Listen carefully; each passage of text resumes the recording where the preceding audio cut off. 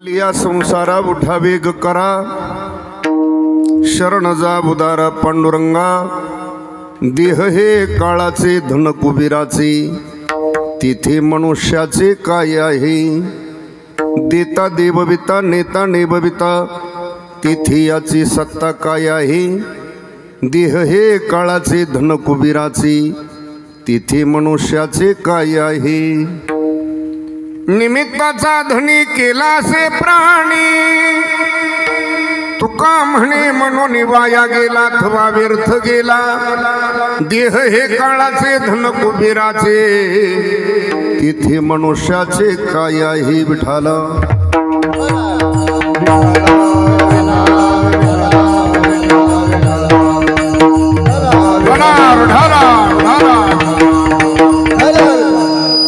आलिया संसारा उठा वेग करा, शरण जा उदारा पांडुरंगा। देह हे काळाचे धन कुबेराचे, तिथे मनुष्याचे काय आहे। प्रस्तुत प्राप्त प्रसंगी प्राप्त स्थळी सेवेकरता उच्चारलेला अभंग महान भगवत भक्त संत सम्राट वैराग्य मूर्ती विश्वसंत तुकोबाराय यांचा हा 4 चरणाचा सेवेकरता हा उच्चारलेला अभंग आहे। या अभंगामध्ये विश्वसंत तुकोबाराय यावत विश्वामध्ये संसाराला आलेल्या जीवाला तुकोबारायने केलेला या अभंगामध्ये उपदेश विठाला।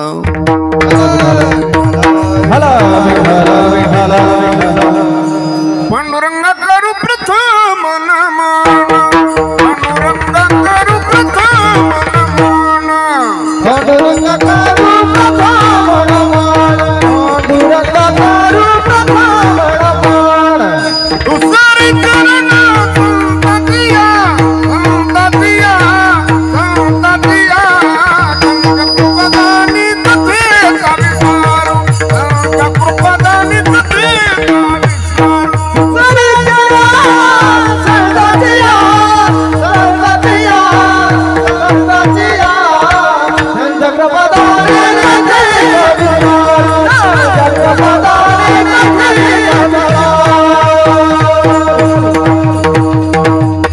बाबाजी सद्गुरु दास तुका जयांचे केले स्मरण होय। सकळ विद्यांच्या अधिकरण तेच वंदो श्री चरण श्री गुरूंचे, ते नमस्कारुणी आता मस्तक ही पायावरी। वार करी संताच्या काय माझी वाणी मानेल संतांसी, रंज उच्चासी आपोलिया विठाला विठाला हला हला हला हला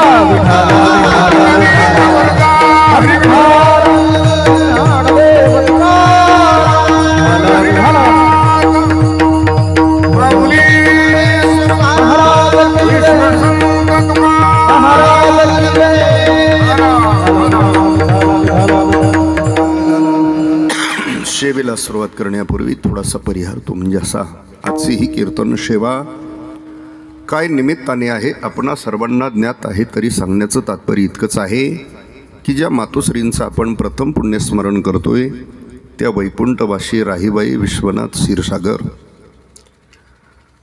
त्यांना जाऊन आपल्यातून 1 वर्ष पूर्ण झालं। म्हणून प्रथम श्राद्धाच्या प्रथम पुण्यस्मरणाच्या निमित्ताने आपण उपस्थित असलेले सर्व आप्तेष्ट नातेवाईक ग्रामस्थ भजनी मंडळी, त्याचप्रमाणे इथे उपस्थित असलेले महाराज मंडळी, संगीतरत्न हरिभक्तीपरायण माधव महाराज, संगीतरत्न हरिभक्तीपरायण योगेश महाराज, सुभाष महाराज इथे उपस्थित आहेत, जे सानप बाबा इथे उपस्थित आहेत, मृदंगाचार्य ओमकार महाराज रायते, अर्थात त्यांच्यामुळंच इथपर्यंत येण्याचा हा एक सेवेचा एक योगायोग असा सर्वांच्या उपस्थितीत संपन्न होत असलेला हा 1 दिवसीय कार्यक्रम आहे। ज्या मातोश्रींचं पुण्यस्मरण करतोय त्यांच्या पश्चात पाठीमागं 2 मुलं आहेत, रघुनाथ आणि सुखदेव, 1 सुकन्या आहे। असा त्यांच्या पश्चात पाठीमागचा जो परिवार आहे, त्याच परिवाराने आपल्या मातृऋणातून उतराई होण्याकरता आजच्या मितीला हे कर्म करतात। कारण जे गेलेले पितर असतात त्यांचं आपल्यावर ऋण असतं, मग ते आई असेल वडील असतील, आणि त्या ऋणातून उतराई होण्याकरता हे मागील मंडळीने करायचं कर्म आहे। मग आजच्या मितीला जे जे कर्म केले जातं ते ज्ञानदान असेल, अन्नदान असेल, वस्त्रदान, द्रव्यदान, जे जे पुण्य कर्म करतो हे कर्म कोण करतंय? आज मुलं करतायत, म्हणजे मागील परिवार करतोय. कर्म मुलांनी मुलींनी करायचंय, पण केलेल्या कर्माचं पुण्य पितरांना प्राप्त होत असतं. हा अनादि सिद्धांत म्हणून करण्याची परंपरा अर्थात पद्धती आहे आपल्यात. ज्या मातोश्रींनी आपल्या जीवनामध्ये स्वतःच्या वाटेला आलेलं कर्म करत कुटुंबाकरता दिलेलं आयुष्यभर योगदान, मुला मुलीवर केलेले योग्य संस्कार, त्यांच्याकरता घेतलेलं जीवनामध्ये श्रम आणि सत्सत विवेक बुद्धीने जीवन जगत इहलोकीची यात्रा संपवली. आणि आपल्या मानवी जीवनामध्ये, संसारिक जीवनामध्ये पहिली देवता आहे कोणती? मातृदेवो म्हणा ना.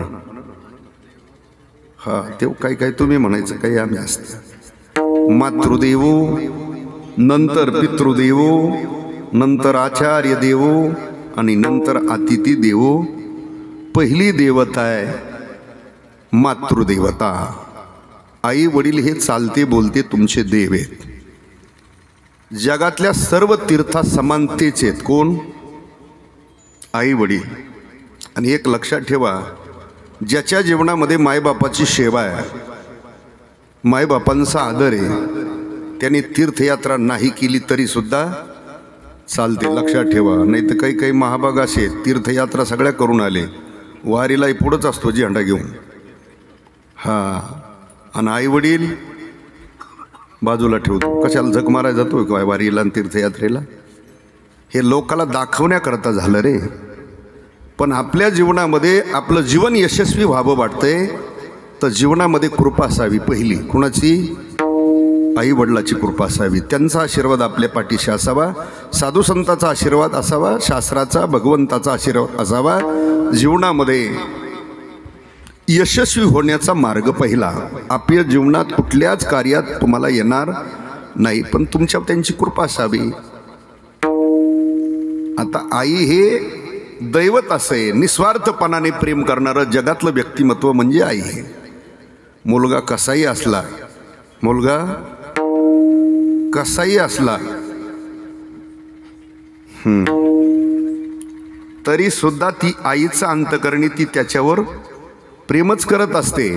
बाकीचे कुटुंबातले तुमच्यावर माझ्यावर सगळ्यावर प्रेम करतात, बाकीचा परिवार, पण प्रत्येकाचा काहीतरी स्वार्थ दडलेला असतो. पत्नी आपल्यावर प्रेम करते, स्वार्थ आहे. मुलं मुली प्रेम करतात, स्वार्थ आहे. आप्तेष्ट नातेवाईक प्रेम करतात, स्वार्थच आहे. पण निस्वार्थपणाने प्रेम करणारं व्यक्तिमत्व जगात कोण असेल तर ती फक्त आई आहे.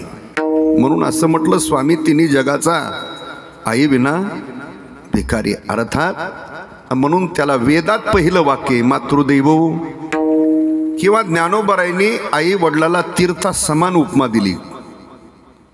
सकळ तीर्थाची धुरे, जे का माता पितरे, तया सेवेसी कीर शरीरे लोन किजे. अर्थात माय बाप केवळ काशी म्हटलं तेने. हा, आता जो आई वडिलाची सेवा करून तीर्थयात्रा करत असेल तो त्याच्यापेक्षा भाग्यवान. पण नुसती तीर्थयात्रा करतो आणि सांभाळीत नसेल तर तो भाग्यवान नाही, भाग्यहीन येतो. विठाला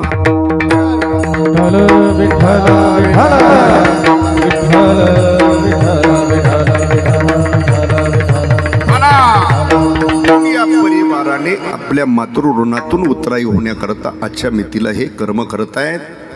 ज्या मातोश्रींना जाऊन आपल्यातून 1 वर्ष पूर्ण झालं, बाबा जावं लागतं हा मृत्यू लोकातला नेमे दंड घे, तसं त्यांचं वय झालेलं आहे. जावं लागतं हा नेमे. जन्माला आला म्हणजे मृत्यू आटळे, खाटेवर आला म्हणजे ताटीवर जावं लागतं. सृष्टी उत्पत्तीमध्ये जे निर्माण होतं त्याचा नाश होतो, ज्याचा नाश होतो ते पुन्हा निर्माण होतं. हे विश्वातलं चक्र आहे, फिरतं. ज्ञानोबराय म्हणतात उपजेते नाशिले ते पुनरपी दिशे, हे घटिका यंत्र जैसे परिभ्रमेगा. उपस्थ त्याचा नाश होतो, ज्याचा नाश होतो ते पुन्हा निर्माण होतो. म्हणून या भूमीला नावे मृत्यूलोक. काय नावे याला? इथे आलेल्या प्रत्येकाला मृत्यू असतो, शंका आलेला कोणी असो. येथ नाही बुरो आले अवतार, इरती पामर, दिवंगिती, इरती पामर, दिवंगिती.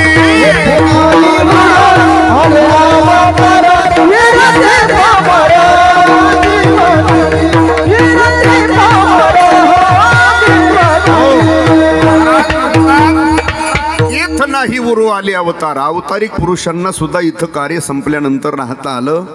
तुम्ही आम्ही तर सामान्य जीव आहेत भाऊ, आपल्याला तर जावंच लागेल याच्यात शंका. मग आलेला कोणी असो, जे जे या मृत्यू लोकात आपल्या अगोदर आले ते कोणी थांबलेत का हो? जे जे आपल्या अगोदर आले ते थांबले का कोणी? 9 भी मर गए, 10 भी मर गए सहस्र 88 33 कोटी देवता मर गए पडे कालकी. आपले पूर्वज कोणी थांबलेत का? आज मेला पंजा मेला बाप मसना गेला.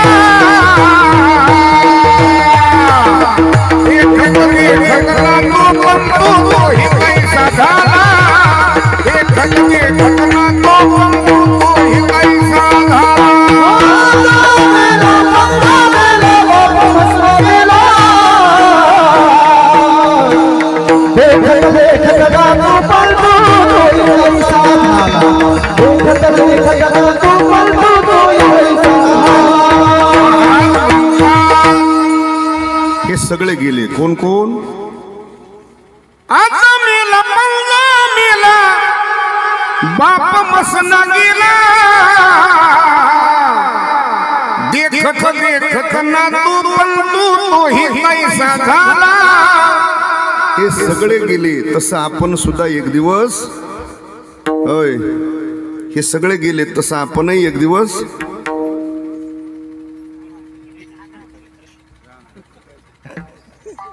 मागच्या गाड्यांची इच्छा नाही दिसत.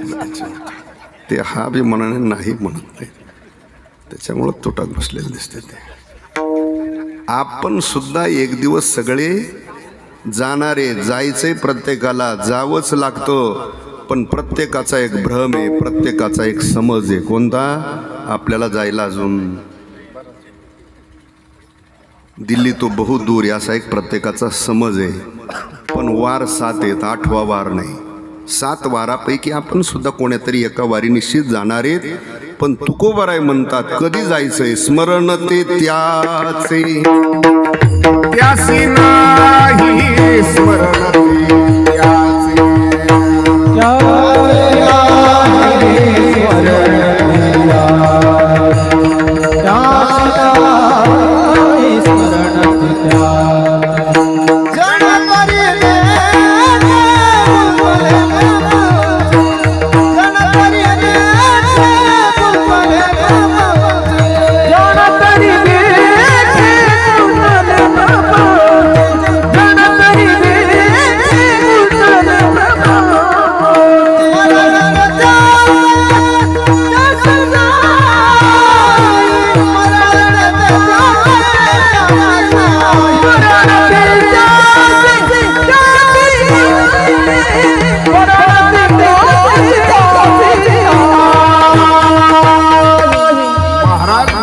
जन तरी देखे गुंतले प्रपंच, स्मरण ते त्याचे त्यासी नाही. कशाचं स्मरण नाही? ऐका, आपण आलोय कुठून याचंही ज्याला स्मरण नाही, या मृत्यू लोकात आल्यानंतर आपल्याला करायचंय काय याचंही ज्याला स्मरण नाही, आपल्याला जायचंय कुठे याचंही ज्याला स्मरण नाही, त्या शुद्ध ब्रह्मचैतन्याचा आणि आपला काही अनन्य संबंध आहे याचंही ज्याला स्मरण राहिलं नाही, अशाच जीवाला मायबाप संतांनी शास्त्राने उपदेश केला. ज्याला सर्वस्वाचा विसर झाला, स्मरण राहिलं नाही, त्याला उपदेश केला. आलिया संसारा उठा वेग करा, शरण जा उदारा, त्या जीवाला उपदेश केला. आता अभंगामध्ये पहिला शब्द संसार आलेला आहे. कोणता शब्द आहे? संसार शब्द पहिला समजून घ्या, म्हणजे अभंग लक्षात येईल. कारण बऱ्याच वेळेला संसार हा शब्द, संसार हे वाक्य उच्चारल्याबरोबर सर्वांच्या लक्षात लगेच येतो. काय संसार आला की नाही लक्षात? संसार हा शब्द किंवा हे वाक्य उच्चारल्याबरोबर सर्वांच्या लक्षात लगेच संसार येतो. कोणता? घरदार शेती वाडी गुरु ढोरो कोंबड्या झोंबड्या गोधड्या वळकड्या काय असेल नसेल ते माणसं म्हणतात हाच आमचा आहे. काय? हा आमचा आहे. काय? ऐका थोडंसं, आपण त्याला संसार म्हणतो, पण शास्त्र किंवा संत त्याला संसार म्हणत, त्याला जास्तीत जास्त प्रपंच म्हणा. काय म्हणा? तो संसार, संसार तो काय? प्रपंच. या जन्मापुरतं जीवन जगण्याकरता जमा केलेला तो पसारा आहे. घरदार, शेतीवाडी, बायका, पोरं, गुरं ढोरं, काय असल नसल ते. याचा मागच्या जन्मात तुमचा संबंध होता का हो? नाही. बरं, आता आपण गेलो, पुढच्या जन्मात या सगळ्याचा संबंध काही राहणार आहे? मागच्या जन्मात याचा संबंध नाही आहे या प्रपंचाचा, पुढच्या जन्मात याचा काही संबंध राहणार नाही. या जन्मापुरतं जीवन जगण्याकरता जमा केलेला जो पसारा आहे त्याला काय म्हणायचं? प्रपंच म्हणायचं. तो संसार नाही. का म्हणायचं नाही? संसाराची व्याख्या साधू संतांनी शास्त्राने केली, ती ऐका थोडीशी. संसार कशाला म्हटलं? शंकराचार्याने संसाराची व्याख्या केली. पुनरपि जननम पुनरपि मरणम पुनरपि जननी जठरे शयनम ये संसारे. कशाला म्हटलं संसार? पुनरपि जननम, पुन्हा जन्माला येणं, पुनरपि मरणम, पुन्हा मरण, पुनरपि जननी जठरे शयनम इह संसारे. त्याला संसार म्हटलंय. पुन्हा जन्माला येणं, पुन्हा मरण, पुनरपि जननम पुनरपि मरणम, पुनरपि जननी जठरे शयनम इह संसारे. पुन्हा पुन्हा जन्माला येणं, पुन्हा मरण, पुन्हा जन्माला येणं, पुन्हा मरण, हे जन्म मृत्यूचं जे फिरतं चक्र आहे, हा खरा काय? हा खरा काय? संसार आहे ना. हे शंकराचार्याचं मत आहे. ज्ञानोबरायचं मत पहा. आगा उपजणे आणि निमणे म्हणजे जन्माला येणे आणि मरणे ज्ञानोबराय म्हणतात. आगा उपजणे आणि निमणे हे साचची जे का मानणे तया जीव तुम्ही संसारी ज्ञानोबराय म्हणतात. त्याला संसार म्हटलं. पुन्हा जन्माला येणं, पुन्हा मरणं, रोज आपण अनेक प्रमाण म्हणतो, ऐकतो. अनेक वेळा जन्माला येणं, अनेक वेळा मरणं, हे जन्म मृत्यूचं जे चाललेलं चक्र आहे, हा खरा काय? म्हणा ना, हा खरा काय? संसार. आणि आपण जो जमा केलेला पसारा हा काय? आलं लक्षात? प्रपंच कशाला म्हणायचं? संसार. मग हा संसार आहे. आणि या संसार चक्रात आलेल्या जीवाला तुकोबरांनी उपदेश केलेला आहे. आलिया म्हणजे संसाराला आलेल्या जीवा असा त्याचा अर्थ आहे. मग या 84 लक्ष योनीच्या भ्रमंतीमध्ये म्हणजे जन्म मृत्यूच्या राहटीमध्ये चक्रामध्ये जीव अनादी कालापासून भ्रमंती करत फिरत इथं आला. तुकोबाराय म्हणतात 84 लक्ष योनीची भ्रमंती करीत असताना एक योनी कोटी मग लागे बारा.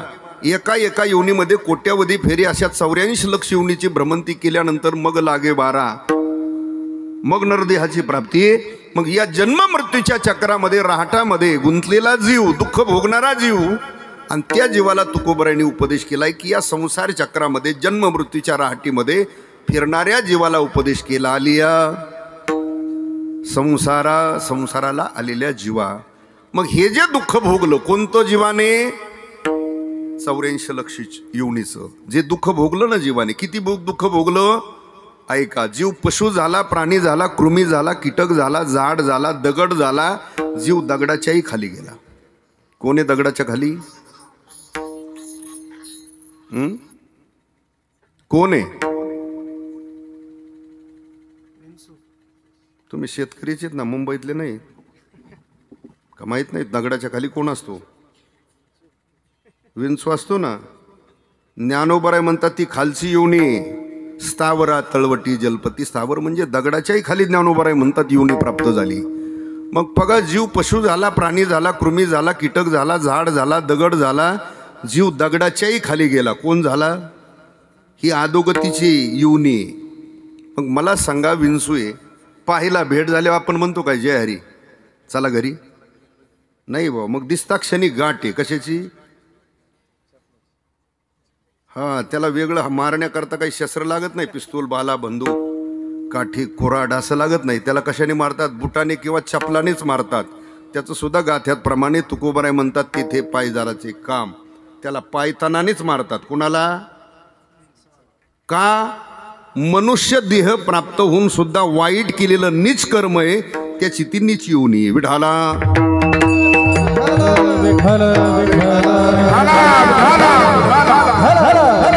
मग जीवाने जे दुःख भोगलं, जीव पशु झाला, प्राणी झाला, कृमी झाला, कीटक झाला, झाड झाला, दगड झाला, जीव दगडाच्याही खाली गेला. एवढं जे जीवाने जन्म जन्मांतरामध्ये भोगलेलं दुःख आहे, त्या दुःखाची जाणीव या त्रिभुवनामध्ये एकाच वर्गाला आहे, ते संत आहे. त्या दुःखाची जाणीव कुणाला आहे? संत महात्म्याला ती जाणीव असल्यामुळे त्या संत महात्म्याने त्या दुःखातून निवृत्त होण्याकरता जीवाला उपदेश केला. आलिया संसारा का? पुन्हा त्याचं कारण सांगतो. अनेक वेळा जीव जन्माला आला, अनेक वेळा मृत्यूलोक सोडून गेला. जगाचा विचार सोडा, आपण इथं आहे त्यांचा विचार करा. आता आपण या मृत्यूलोकात जन्माला किती वेळा आलोत आणि इथून किती वेळा गेलो? आपल्याकडे काही मोजमाप 100, 200, 1000, 500 असं काही सांगता येईल? आपला विषय सोडून द्यावं, आपल्याला काय शास्त्र तरी माहिती आहे आणि मागचं कळतही. पण साधू संतांनी या बाबतीत हात टेकवले. तुकोबारायसारख्या संतांनी म्हणावं, किती जन्म झाला फेरा, गणित नाही जी दातारा. तुकोबाराय म्हणतात, किती जन्म झाला फेरा, गणित नाही जी दातारा. किती वेळा मनुष्य या 84 लक्ष योनीच्या भ्रमंतीत फिरलाय, किती वेळा जन्माला आला, किती वेळा गेला. तुकोबाराय म्हणतात, गणित नाही जी दातारा. मग असा अनादी कालापासून जन्म मरणाचं दुःख भोगणारा जो जीव आहे, त्या जीवाला उपदेश केला. आलिया संसारा. मग तुम्ही म्हणणार, संसाराला आलेल्या जीवाला जर तुकोबारायांनी उपदेश केलेला आहे, मग संसाराला कोण आला नाही? कारण 84 लक्ष योनीच्या भ्रमंतीमध्ये जो जो फिरणारा जीव आहे तो संसार चक्रातच आहे ना. पशु प्राणी कृमी कीटक हे सगळे जन्ममृत्यूच्या चक्रातच फिरतात. मग तुकोबारायचा उपदेश आहे सगळ्या जीवांना आहे का? पशु प्राणी कृमी कीटक आलिया असा आहे का सगळ्यांना उपदेश तुकोबारायचा?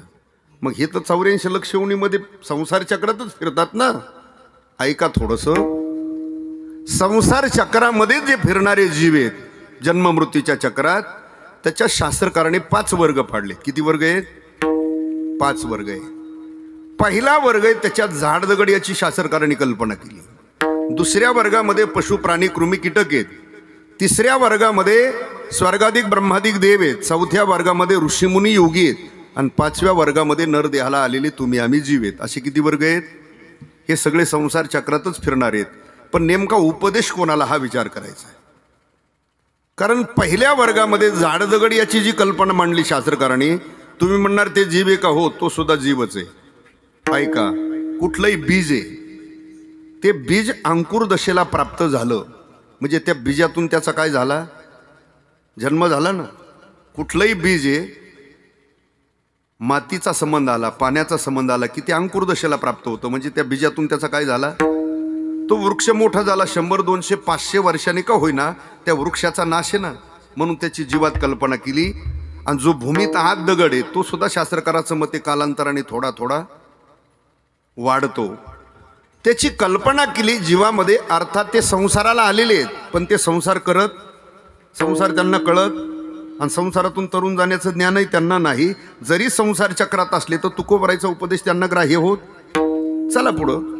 दुसरा वर्ग आहे पशु प्राणी कृमी कीटक आहेत. थोडासा बदल येता पहिल्या त्यांच्यात, कारण ते तुमच्या माझ्यासारखेच न संसार चक्रामध्ये आलेले आहेत. शरीर भिन्न आहे त्यांच्या कर्मानुसार आणि बऱ्याच गोष्टीचं त्यांचं आपलं साम्य आहे. पशुपशवादिकात आपल्यात कोणतं? आहार निद्रा भय मैथून सर्व योनिसी समसमान. हे आपलं पशुपशवादिकाचं साम्य. आहार आपणही घेतो, तेही घेतात. भय आपल्या जीवनात त्यांच्याही जीवनात. निद्रा आपणही घेतो, तेही घेतात. मैथून आपल्याही जीवनात त्यांच्याही जीवनात आहे. या गोष्टीचं साम्य व्यावहारिक दृष्टीने जीवन जगण्याचं ज्ञान पशुपशवादिकाला आपल्यापेक्षा सुद्धा. आता माणसं म्हणतात बुवा जगात बुद्धिवान प्राणी कोणता? म्हणतात काय बुद्धिवान आहे? ज्या मानवाच्या मूलभूत काही गरजा सांगितल्या, अन्न वस्त्र, याच्यापेक्षा तर काही अजून चौथं त्यांनी निर्माण केलेलं नाही. ठीक आहे, श्रीमंतातला श्रीमंत जरी असला तर अन्नच खातो ना. श्रीमंतातला श्रीमंत असला वस्त्रच वापरतो ना. ठीक आहे, गरीब असला तर 100-50 रुपये मीटरचं वापरीत असेल. श्रीमंतातला श्रीमंत असला तर 10-5 हजार मीटरचं वापरीत असेल, पण वस्त्रच ना. निवारा सामान्य असला तर तो एखादी झोपडी बांधून राहत असेल. कोट्याधीश असला तर कोटीभर रुपयाचा बंगला बांधून राहत असेल, पण निवाराच ना. याच्यापेक्षा तर पुढं. मग हे व्यावहारिक जीवन जगण्याचं ज्ञान तर पशुपशवादिकांनाही बी आहे ना.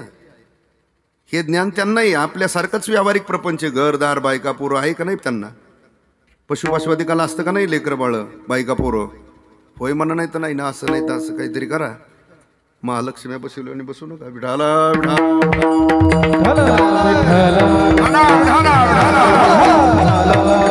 हे आपलं त्यांचं साम्य बुवा.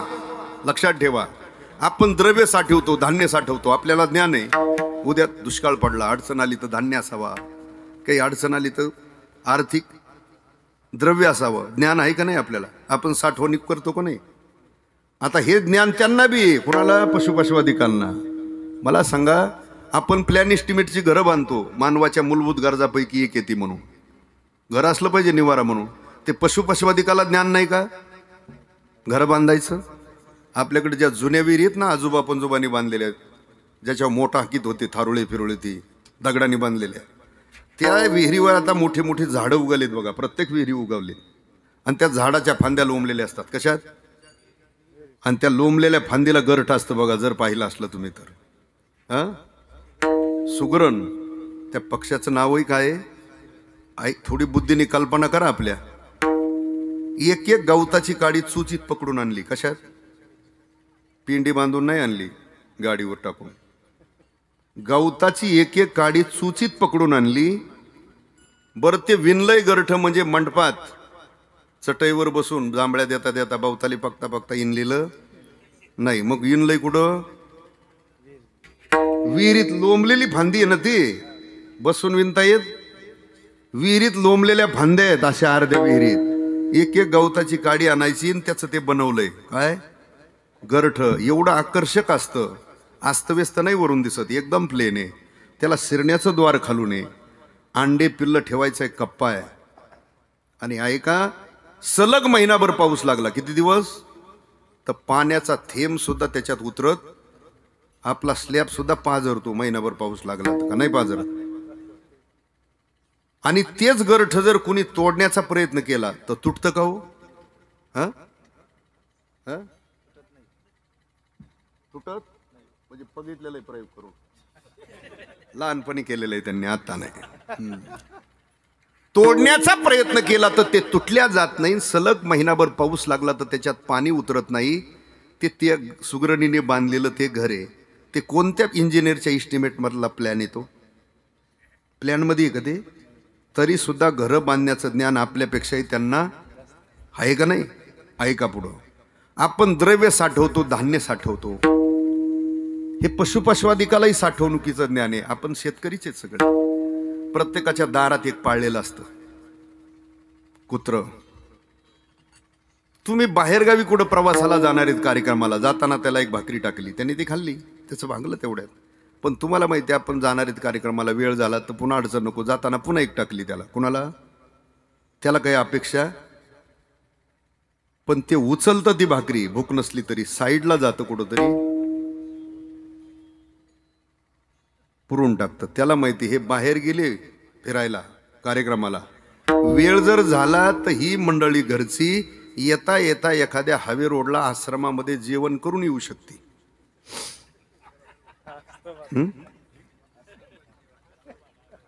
असतात ना ते हावे रोडला, काय? हा, तेच ते. उद्या आपली अडचण नको, संध्याकाळी आपली उकरून खाता येईल. म्हणजे साठवणुकीचं ज्ञान आहे. आता बहुतांश बऱ्याच भागातला गहू आता गेलाय निघून, काही भागातले अजून राहिलेत. ज्या वेळेला तुमचा गहू कापणीला येतो, पक्व होतो, त्याच वेळेला त्या गव्हामध्ये तुमचा मामा राहतो. कोण? त्याला माहिती आहे. पूर्वीसारखं राहिलं नाही, मजूर लावायचे, गहू कापायचा, बेळे बांधायचे, मशीन आणायचं. आता काही नाही. आता एकदा हार्वेस्टर आलं की अर्ध्या एक तासात तर किती गहू करून जातंय. मालक उद्या फोन करून गहू काढून नेईल, आपली उद्या अडचण येईल, त्यापेक्षा आपला स्टॉक केला पाहिजे. म्हणजे तो सुद्धा स्टॉक करून ठेवतो. कोण? गच्च आपलं गोडवान भरून ठेवतो. त्या मूर्खाला एवढीच अक्कल नाही की गहू कापल्यानंतर 4-8 दिवसात, महिना 15 दिवसात आपल्या गोडवानाच्या वरून मालकाचा फिरणारे काय नांगर, त्याला तेवढीच अक्कल नाही. त्याचं जसं आहे ना, तसंच आहे आपलं, काही फरक नाही. आपण सुद्धा दुसऱ्याला फसवून, दुसऱ्यात वाद लावून, दुसऱ्याचे प्रपंच उद्ध्वस्त करून आपण आपलं गोडवान भरायचा प्रयत्न करतोय. आपल्याला तरी कुठं माहिती आहे काळाचा नांगर या गोडवनावरून एक दिवस फिरणार आहे. विढाला विढाला विठ्ठल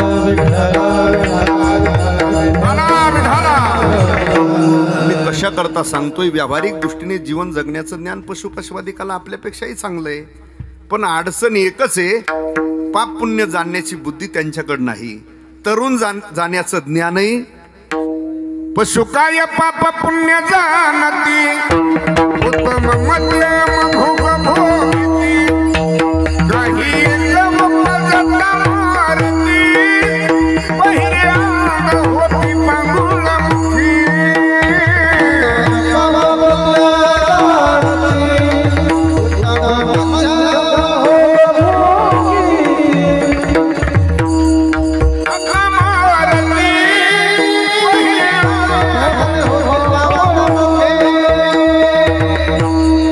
पशु काय पाप पुण्य जाणती, पाप पुण्य जाणण्याची बुद्धी नाही. उत्तम मध्यम भोग भोगिती.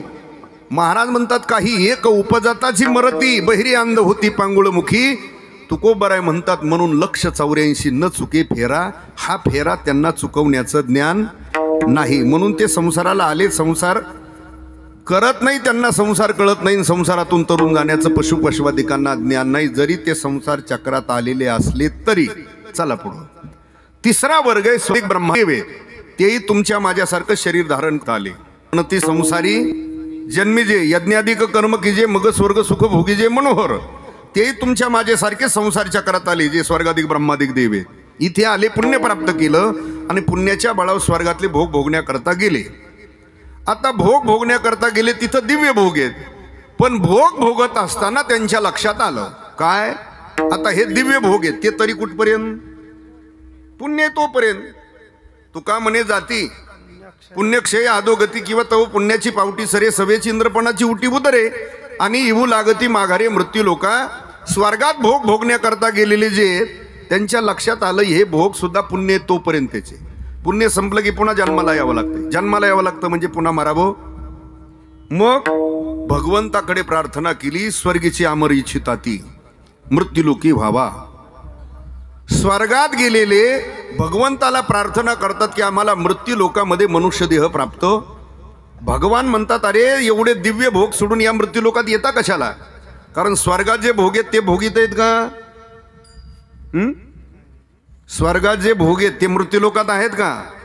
नाही. स्वर्गातल्या भोगाचं ज्ञानोबराय वर्णन करतात. जे थांबरत हे सिंहासन ऐरावता सारिखे वाहन राजधानी भुवन अमरावती.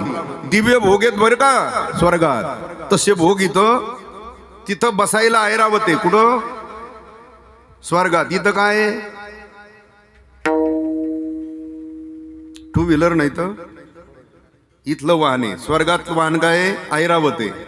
तिथं चिंतामणीच्या सडका आहेत. चिंतामणी हा दगड आहे, तो प्राप्त झाला तर जीवनात चिंता राहत नाही. अशी चिंतामणीची महती त्या चिंतामणीच्याच बनवलेल्या आहेत. काय सडका. मग त्याच्यावर चालणाऱ्याला काय टेन्शन असेल, पाणी कमी पडलंय म्हणून, मार्केट घसारलंय म्हणून, काही चिंता नाही ना. तिथं चिंतामणीच्या सडका आहेत. इथं खडीच्या डांबरीच्या खड्ड्याच्या इथं सडका आहेत. तिथं चिंतामणीच्या सडका आहेत. म्हणजे तशा सडका इथं तिथल्यासारखं वाहन इथं नाही. तिथं इच्छित फल देणारे वृक्ष आहेत कल्पतरू. जे जे इच्छा करू ते ते पूर्वी कल्पतरूच्या बगीचे आहेत. इथं इथं येड्या बाबळा आहे. तिथं दूध प्यायला कामधेनू आहे. इथं जरशे आहेत.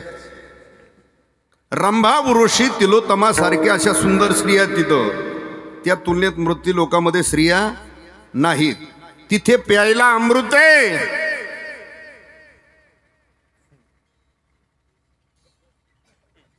इथं अमृत तुल्य टी उर्फ चहा. आता बाकीचं म्हणता येत नाही कीर्तनात. आता याच्यातही 10-5 गडी असते त्याच्यातले नाही असं नाही. नातेवाईक म्हणून ते कीर्तनाला आलेले नाही असं नाही. टाकेच गडी इथं बी असते. चला, तिथं प्यायला अमृत आहे, इथं चहा म्हणाबो. किती वर्ष तिथं मनुष्य राहिला स्वर्गात, तर म्हातारपण येत जसाच्या स्वर्गात. कारण प्यायला अमृत आहे ना. प्यायला काय, किती वर्ष राहिला, केस पिकत नाही. दृष्टी कमी होत नाही, दात पडत नाही, ऐकणं कमी होत नाही, सुरकुत्या पडत चेहऱ्यावर जसाच्या तसा. म्हणून मला वाटतं इथल्या म्हाताऱ्यांनी लवकर निघायला पाहिजे. पुढं स्वर्गात दिव्य भोग आहेत तिथं, ऐका. पण जे दिव्य भोग भोगणारे ते भगवंताकडे प्रार्थना करतात मृत्यूलोकी व्हावा. भगवान म्हणतात अरे एवढे दिव्य भोग सोडून इथं येता कशाला. तर त्यांनी त्याची अडचण सांगितली. तिथं भोगभूमी कोणती, स्वर्ग ही भोगभूमी आणि मृत्यूलोक ही कर्मभूमी. हा फरक आहे. उद्धरून जाण्याचं साधन, जन्म मरणाच्या निवृत्तीचं साधन इथं करता येतं मृत्यूलोकात, तिथं नाही. आपल्यापैकी जर गेलंच कुणी एखादं पुढं, तसं जाणं एवढं सोपं नाही. श्राद्धांजली वाहून लावणं वेगळं, वस्तुस्थितीत जाणं वेगळं. त्याकरता फार शुद्ध पुण्य करावं लागतं, त्यावेळेला स्वर्गाची प्राप्ती आहे. जर आपल्यापैकी कुणी गेलं आणि तिथं जर जाऊन तुम्ही म्हटले आम्ही इथं एखादं कीर्तन ठेवावं का, ते म्हणणार कीर्तन नाही करता येणार. कीर्तन करायचं असलं तर खाली जा गोंदेगावला, तिथं व्यवस्था आहे. तिथं फक्त मजा आणायची व्यवस्था आहे. कुठं, हा तुम्ही नामस्मरण करायचं म्हटलं, हरिपाठ भजन भक्ती ही तिथं व्यवस्था नाही. आणि तिथं जे भोग भोगणाऱ्यांच्या हेच लक्षात आलं. बरं भोग कुठपर्यंत, पुण्य येतोपर्यंत. म्हणजे उद्धरून जाण्याचं साधनही तिथं करता येत. म्हणून भगवंताकडे प्रार्थना केली मृत्यूलोकी व्हावा जन्म. भगवान म्हणतात एवढे दिव्य भोग सोडून इथं येता कशाला. त्यांनी सांगितलं नारायण नामे होऊ जीवनमुक्त. मृत्यूलोकात आल्यानंतर नामस्मरण भजन भक्ती करून आम्ही जीवनमुक्त होऊ. आता मुक्त होण्याचे जे प्रयत्न ते त्यांना उपदेश करायची गरज आहे का. ते प्रयत्न कशा करता करतात, नारायण नामे होऊ. मुक्त होण्याचे जे प्रयत्न ते त्यांना उपदेश करायची गरज नाही. मला सांगा, ज्यांनी बॅग भरली, वळकुटी बांधली, वारीला रस्त्याला लागलंय दिंडीत, त्याला म्हणायचं हो येता काय वारीला. अरे जे मुक्त होण्याच्या प्रयत्न ते त्यांना उपदेश करायची गरजच नाही ना. तसं तुकोबारायांनी केलेला उपदेश हा स्वर्गाधिक ब्रह्माधिक देवांना ग्राह्य होत, जरी ते संसार चक्रात असले तरी. चौथा वर्ग असा आहे, ते ऋषीमुनी योगी तुमच्या माझ्या सारखंच शरीर धारण करून इथं आले. म्हणजे ते संसाराला आले, त्यांनी संसार केला, संसार त्यांना कळाला आणि संसारातून ते मुक्तही झाले. का झाले, मुनी मुक्त झाले भेने गर्भवासा. गर्भवासाच्या भेने मुनी मुक्त झाले. आता जे मुक्त झाले त्यांना उपदेश करायची गरज नाही. राहता राहिला तो पाचवा वर्ग म्हणजे तुम्ही आम्ही. आपण संसाराला आलोय, संसार करतो, संसार कळाल्यासारखा वाटतो, कळत नाही. पण तरुण जाण्याचं आपल्याकडे ज्ञान आहे. संसार कळतो का कळाल्यासारखा वाटतो. मी ज्या संसाराबद्दल बोलतोय तो तर अनादिकालचा संसार आहे बुवा. त्याच्यापेक्षा सोपं सांगू, आपला जो रोजचा दैनंदिन प्रपंच आहे ना, चाललेला रोजचा, त्या प्रपंचातलं सुद्धा आपल्याला पुरेपूर काही कळत, पण माणसं कळाल्याचा हाव आणतात. बघा रोजच्या प्रपंचातलं काही कळतं का. कल्पना करा, आपल्या घरामध्ये मोठा मुलगा आहे, मोठा म्हणजे वयाच्या, आता पूर्वीचा काल सांगतो, आत्ताचा नाही.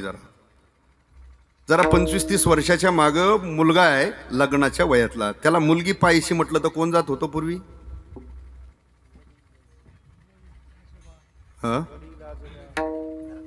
हा मग म्हणा ना तसं. त्याचे वडील, चुलते, मामा, काका किंवा भाऊबंदातले 4 शहाणी माणसं जायचे. पूर्वीचा काल होता, साधनं काही नव्हती. बाहेरगावी जायचं असेल तर साधन एकच असायचं, काय, बैलगाडी झोपायची आणि त्याच्यात ते 5-10 जण म्हातारी बसून जायचे. गेले बुवा, कल्पना करा, मुलगी पाहण्याकरता गेले. मुलगी त्यांनी पाहिली, मुलगी त्यांना पटली. ब्राह्मण काकाला बोलवलं, पत्रिका पाहिली तर 36 गुण होते. वर दक्षिणा काय घ्यायची ते ठरलं. पूर्वी घेत होते, आता द्यायची पाळी आली. वर दक्षिणा काय घ्यायची ते ठरलं, तारीखही काढली, लग्न सुद्धा लागलं. कीर्तनातलं इथे मुलगी सासरी नांदायला आली. आणि ज्या क्षणी मुलगी सासर घरी आली त्याच क्षणी त्या कुटुंबामध्ये काहीतरी अपशकुन गोष्ट घडू नये. पण आता त्यावेळेचा दोष आपली माणसं कोणावर ठेवतात हो. मुलीवर. कसल्या पायाची म्हणतात, हा कोणी पांढऱ्या पायाची म्हणतं, कोणी आपिशा पायाची, ज्याच्या त्याच्या पद्धतीने म्हणतात ते बरोबर. बरं, त्याच्या अगोदर त्या कुटुंबात आपशकून गोष्ट कधी घडलेली नव्हती का? अनेक वेळा घडली असेल, पण त्यावेळेचा दोष आपली माणसं ठेवतात. कोणावर?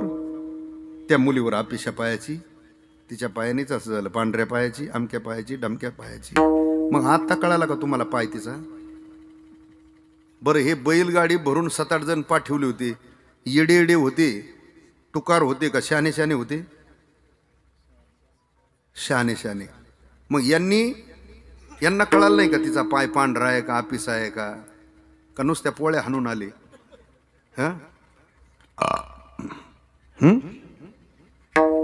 मुलगी यांनी पाहिली का कळाली? बोला. पाहिली, कळाली. ऐका, ज्या मुलीचा आपल्या कुटुंबाशी येणारा एक 65-70 वर्षाचा संबंध. किती वर्षाचा? मी 100 वर्षाचं आयुष्य धरलंय. उर्वरित राहिलेलं आयुष्य वडिलाकडे गेले, राहिलेलं उर्वरित जे आयुष्य एक 65-70 वर्षापुरती आपल्या घरात येणारी मुलगी, ती मुलगी सुद्धा आपल्याला कळत. मग ज्या मी संसाराबद्दल बोलतो त्याच्यातलं काय कळतंय? काही कळत नाही. कळाल्याचा हा बांधतात माणसं. आपण संसाराला आलोय, संसार करतो, संसार कळाल्यासारखा वाटतो, संसार कळत नाही. पण तरुण जाण्याचं ज्ञान आपल्याकडे आहे.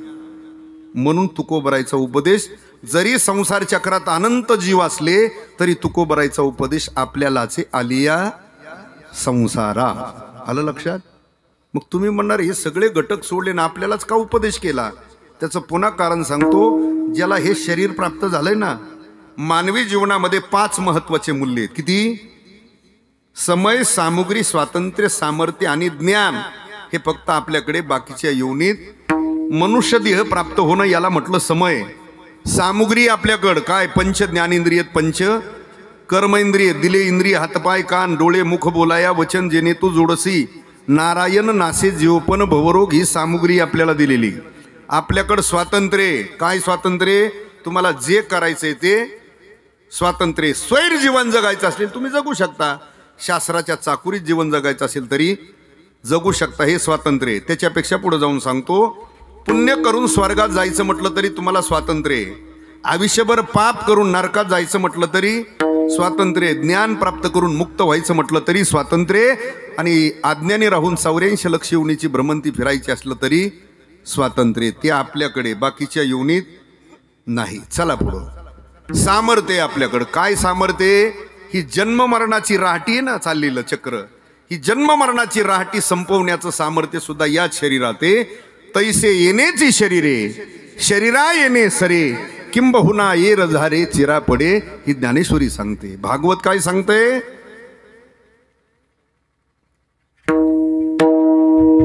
मनुष्य देहाचे ज्ञाने सच्चिदानंद पदवी घेणे, एवढा अधिकार नारायणे कृपावलोकने दिधला.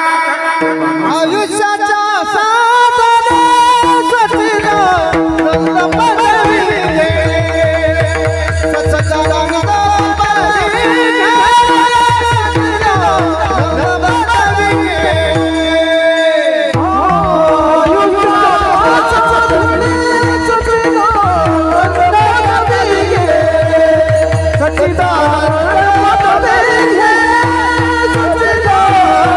पदवी घे. आयुष्याच्या साधने सच्चिदानंद पदवी किंवा तुकोबराय म्हणतात, अरे या देहात एवढं सामर्थ्य, या देहाने तुम्ही देव सुद्धा होऊ. देव होईल म्हणत ते होती तरी चित्ती न धरावे, होईल म्हणत ते होती तरी चित्ती न धरावे.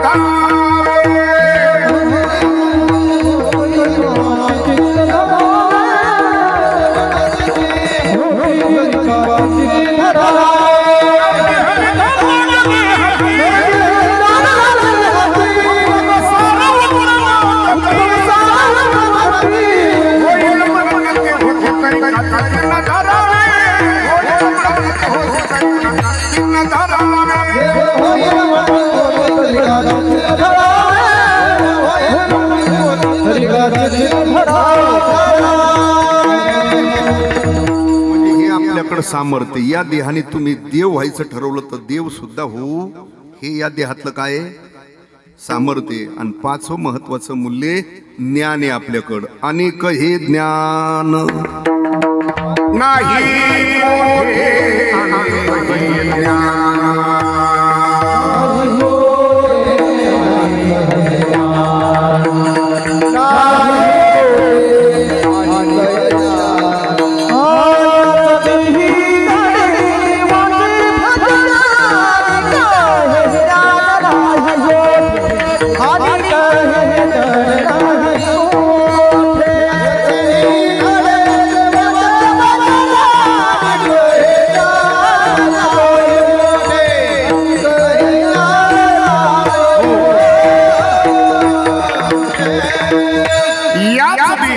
देवाचे भजन अनेक हे ज्ञान नाही.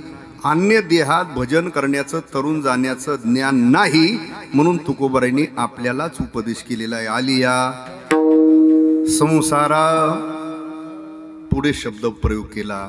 उठा आलिया संसारा उठा. आता उठा हे झोपलंय त्याला म्हणतात का जाग आहे त्याला? झोपलेल्याला म्हणतात ना काय. आणि आपल्याला जर उपदेश केलाय आता आपण झोपलेलो आहेत का जागेत? आता जागेत का झोपलेलो आहेत?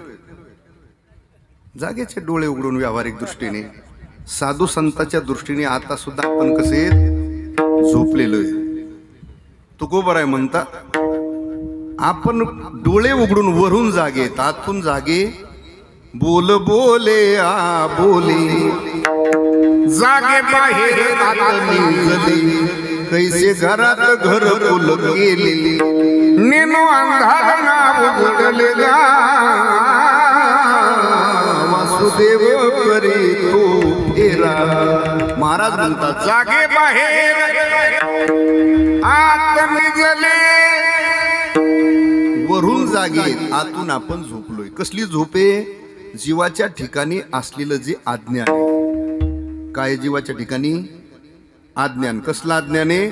त्याला स्वस्वरूपाचं किंवा मूळ स्वरूपाचं अज्ञान म्हणतात. त्या अज्ञान अंधकारामध्ये गाढ झोपलेला जीव आहे. कधीपासून झोपलाय? तर तो जन्माला आल्यापासून नाही. ज्ञानोबराय म्हणतात अनादी कालापासून झोपलाय. उभी सांगतो म्हणजे लक्षात येईल तुमच्या. अविद्येची निदा. अविद्या नाम अज्ञान. निदा म्हणजे झोप. अविद्येची निदा विश्व स्वप्नाचा धंदा. भोगी तो होता प्रबोध अनादि जो.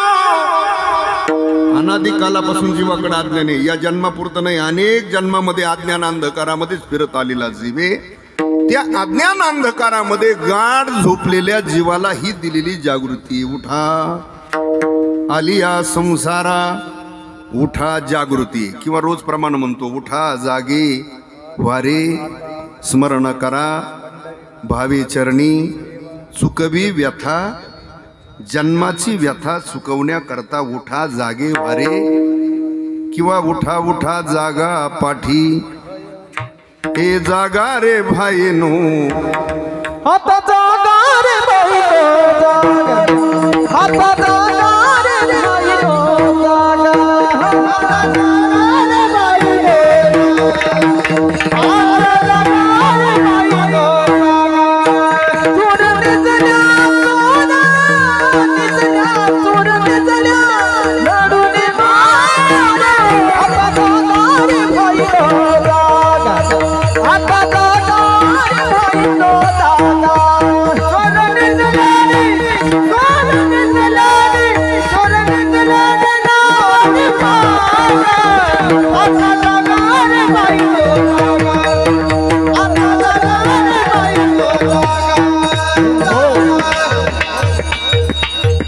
ही जागृती दिली. जागा रे भाईनो जागा. ही जागृतीची. जागृती देताना 2-3 प्रकाराने संत जागृती देतात. भक्ती ज्ञान वैराग्याची. आणि त्याच अनुषंगाने इथं प्रयोग केला. उठा वेग करा आलिया संसारा. उठा वेग करा. पण कुठे वेग करा? मग संकेत केला शरण जा उदार पांडुरंगा शरण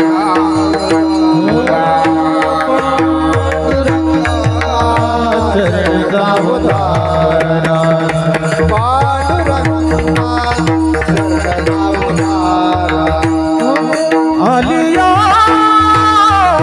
संसारा उठावे गगरा आलिया संसारा उठावे गगरा आलिया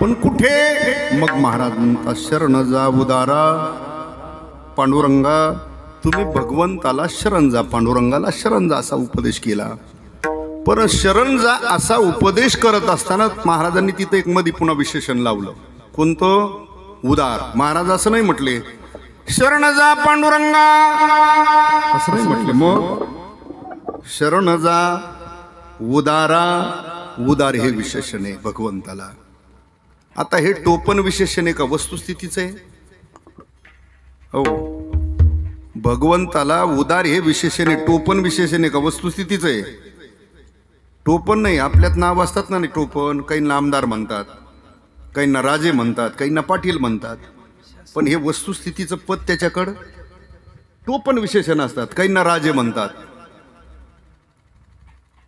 घरी जाऊन विचारतो कुणीतरी मावशी आहेत का राजे घरी नाही सकाळीच कामाला गेलाय राजा कामाला जात असतो का काहीला आमदार म्हणतात आहेत का आमदार घरी नाही सकाळीच पाणी भरायला गेलाय आमदार पाणी भरितो का काहींना पाटील म्हणतात 4 पिढ्यात कधी पाटीलकी आलेली नाही पण काहींना टोपण विशेषण असतं ते राजे आमदार जागीरदार खासदार टोपण विशेषण असतात वस्तुस्थितीचं पद तसं भगवंताला उदार हे विशेषण लावलंय ते वस्तुस्थितीचं आहे का टोपण आहे वस्तुस्थितीचं आहे शरण जा उदारा टोपण नाही वस्तुस्थितीचं आहे तू तो उदाराचा राणा किंवा तू तो उदाराची राशी किंवा तुझा ऐसा कोणी न देखे उदार तोची एक दानशूर उदार तू हरी आणि पुराणामध्ये हजारो कथा आहेत त्याच्या उदारपणाच्या टोपण विशेषण नाही वस्तुस्थिती तुकोबराय म्हणतात आलिया संसारा उठा वेग करा शरण जा उदारा असा तुकोबराय उपदेश करत असताना त्याच कालामध्ये काही सगळीच ऐकून घेण्याच्या मनस्थितीतले तुकोबरायच्या काळातही होते असं हा आजही आपण उपदेश करताना काही सगळेच ऐकून घेण्याच्या मनस्थितीतले नसतात तसं तुकोबाराय उपदेश करत असताना काही मंडळींनी प्रश्न केला महाराज तुम्ही म्हणताय ते मान्य आहे पण आजच भगवंताला शरण गेलं पाहिजे असं काही प्रत्येकाची समस्या वेगळी काही काही माणसं म्हणतात आजच परमार्थ केला पाहिजे आजच वारी केली पाहिजे पारायण केलं पाहिजे परमार्थ केला पाहिजे असं काही नाही हे करता येईल कधी हा वय झाल्यावर नंतर करू ना मग दात पडल्यावर येतो की इकडं चावायचं बंद झाल्यावर माळ घालायला बरं म्हातारपणात हे करणारे, वय झाल्यावर करणारे, म्हणजे तोपर्यंत तू टिकणारे असा काय बॉन्ड केलेला आहे का रजिस्टर ऑफिसला? तुकोबाराय म्हणतात अरे बाबा करू करता येईल ही भाषा परमार्थात चालत नाही. उद्या करायचंय ते आज केलं पाहिजे ना, आज करायचंय ते आता केलं पाहिजे, करावी तातडी. कारण करू करता येईल ज्या शरीराने आपल्याला परमार्थाचं साधन करायचंय, ज्या शरीराने आपल्याला परमार्थाचं कर्म करायचंय, परमार्थातलं ते कर्म करण्याकरता जे शरीर आहे ते तर क्षणिक आहे ना, नाशवान आहे. किती क्षणिक आहे, ग्रास गिळी सत्ता नाही हाती एवढं क्षणिक आहे. हातात घेतलेला घास खाऊ याची शाश्वती आणि हे नंतर करू हे म्हणणं कसं जमल? मग हातात घेतलेला घास खाऊ याची शाश्वती नाही. ज्ञानोबराय तर म्हणतात मासीने हलवलेले पंख पाहू याची सुद्धा शाश्वती. काळा नळाची तोंडी घातली लोण्याची उंडी, माशी पाक पाकडे तव हे सरे. हातात घेतलेला घास खाऊ शाश्वती आणि मग करू करता येईल ही कसं जमल? जोपर्यंत शरीर हयात ते चालतंय तोपर्यंतच आपण आपल्या उद्धाराचं साधन केलं पाहिजे. एक तर लक्षात ठेवा, हे शरीर क्षणिक आहे, एक तर नाशवान आहे, एक तर पंचमहाभूताचं आहे, त्याच्यावर आपली सत्ता नाही. देह तो पाचाचा अनिल असे शेखी ज्याचा त्याला देणे लागे. पंचमहाभूताचं शरीर काही काळापुरतं घेतलेलं आहे आणि जे उष्ण घेतलेलं असतं त्याच्यावर आपली पूर्ण सत्ता असते का परत करावं लागतं? तुमच्या भागात उष्णपासनं होतं का नाही व्यवहारातलं बी? ते दिलेलं उष्ण परत करतात का बुडवतात? सगळे लय प्रामाणिक भाग दिसतोय मग इकडं. हा मग ते सगळेच नाही बुडीत पण काही असतेच ना, घेतात. पुन्हा त्यांची एकच भाषा असते, देत नाही, काय करायचे ते करून घे, तुझा माझा संबंध बरोबर म्हणतात ना, ऐका. पण बुडवणं कितपत योग्य आहे? बुडवतो कशाच्या जोरावर? मनगटशाहीच्या जोरावर ना, दादागिरीवर. ऐका, तू आता बुडवू शकतो त्याचं, पण शास्त्र काय सांगतंय ऐक. ऋण वैर हत्या ह्या ज्या गोष्टीतनं कधी चुकत नाही. म्हणून एक लक्षात ठेवा, जाताना आपल्यावर कोणाचं ऋण नसावं. ठीक आहे, नाही अडचण आली, नाही देता आलं, लाल कांद्यात नाही जमलं तर उन्हाळ्यात दी, उन्हाळ्यात नाही जमलं तर पुढच्या लालमध्ये दी, पण वज वज दी आणि मगच जा. तसा जाऊ का? त्याचं कारण सांगतो. आपण जर एखाद्याचं ऋण बुडवून गेलो तो शास्त्र असं सांगते पुढच्या जन्मामध्ये बैल होऊन त्याच्या दारात फेडावं लागतं. मग बैल होऊन त्याच्या नांगराला वखराला चालण्यापेक्षा, त्याने उपाशी पोटी हाणण्यापेक्षा, बिगर नाही सकाळी पाणी प्याला तर मर तसाच, दगड ठेवून उभाटे हाणण्यापेक्षा आपलं वज वज देऊन गेलेलं बरं नाही का? म्हणून जाताना आपल्यावर कोणाचं ऋण नसावा. एक, जाताना आपलं कोणाशी वैर नसावा. लक्षात ठेवा, एखाद्याचं आता काही भावबंधात काही राजकारणात हडवैरी असतं एखाद्याचं, पण आपल्याला जरी लक्षात आलं ना तर आपलं काही हा मग आपल्या जवळच्याला सांगावं त्याला बोलून आण. नाही तर आपल्याला जरी कळालं ना ती आता जाण्याच्या मार्गावे, त्याचं आपलं आयुष्यभर पटलं, स्वतः होऊन जा त्याच्याकडं. अरे ठीक आहे, झालं ते जाऊ दे, आता झालं ते गंगेत सोडून दे. आता म्हणजे जाताना कोणाशी वैर नसावा, जाताना आपल्यावर कोणाचं ऋण नसावा. आणि तिसरं कारण आहे, आपल्याकडून कोणाची हत्या घडू, कोणाची म्हणजे माणसाची नाही.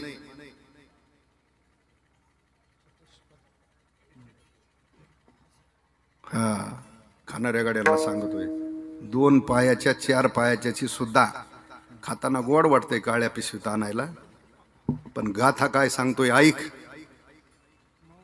मांस खाता हौस करी, हौस वाटते ना खायची. तुकोबाराय म्हणतात जोडूनी वैरी.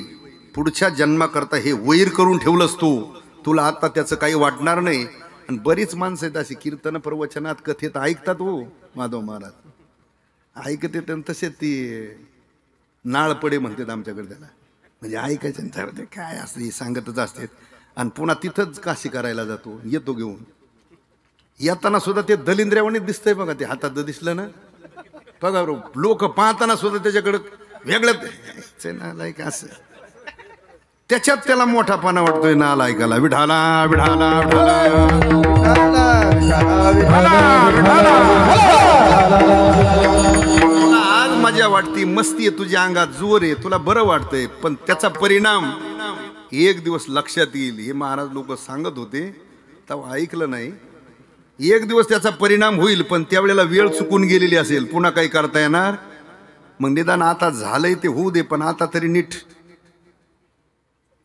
हा आता तरी नीट मार्गाने चल भो, असं म्हणायचंय मला. विठाला विठाला विठाला. मी कशा करता सांगतोय तसंच हे पंचमहाभूताचं शरीर आहे. पृथ्वी, आप, तेज, वायू आणि आकाश. महाराज म्हणतात हे पंचमहाभूताचं शरीर आहे. आपण काही काळापुरतं उष्ण घेतलेलं आहे. उष्ण घेतलंय म्हणजे याच्यावर पूर्ण आपली सत्ता नाही. एक तर पंचमहाभूताचं आहे, एक तर ते क्षणिक आहे. बरं, याच्यावर सत्ताही आपली नाही. कोणाची सत्ता आहे? काळाची सत्ता आहे. काळ करीत बैसलासी, घडी घडी काळ अजून किती आहे, आयुष्य जात आहे, काळ जपतसे महा. म्हणजे देहावर आपली सत्ता नाही. देहावर सत्ता कोणाची आहे? देह है काळाचे, धन कुबेराचे. देह है काळाचे,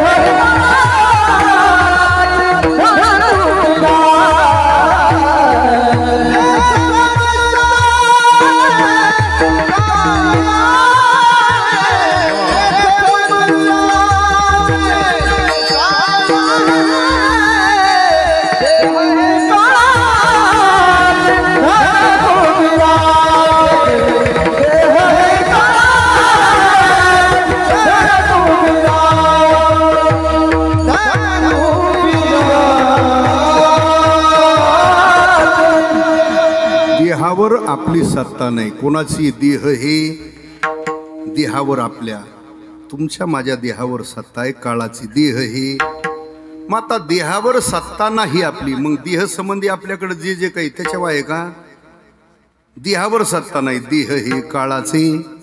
धनावर सत्ता आहे का? नाही. धनावर सत्ता आहे. कोणाची? हा कथा भाग आपण नेहमी ऐकतो, धन कुबेराचे.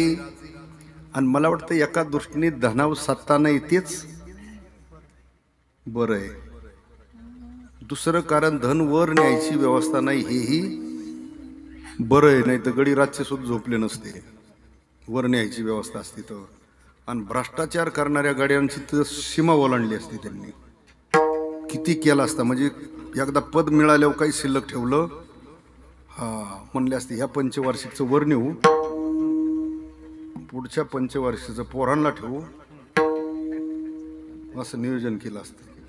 ते वर न्यायची व्यवस्था नाही हे सुद्धा बरं आहे. महाराज म्हणतात धन मिळून कोट्यान कोटी, संगे नाही रे लंगोटी, आभूषणे घेती काढूनिया. जाताना काही ठेवीत नाही, मोकळं जावं लागतं. एक लक्षात ठेवा, आपल्याकडं तर न्यायासारखं काही काय आपल्याकडं न्यायासारखं? ज्याच्याकडं फार मोठं काही होतं त्याला बी नेता आलं.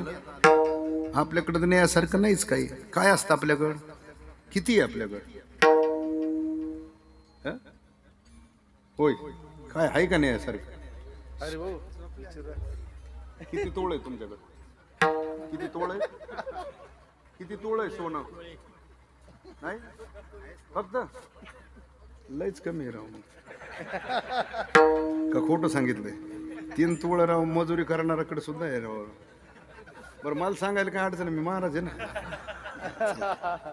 ऐका, काय असतं आपल्याकडे? 10-5 तोळं, 10-20 तोळं, 5-50 तोळं. नोटबंदीच्या काळात एखाद्याने किलो 2 किलो केला असं. याच्यापेक्षा तर काही जास्त दिवा नाही. रावणाची घरच होते. कशाचे? सोन्याचे. हा, भिंती सोन्याच्या, स्लॅब सोन्याचा, फरशी, दरवाजे, खिडक्या, किचन, बाथरूम सगळंच कशाचं?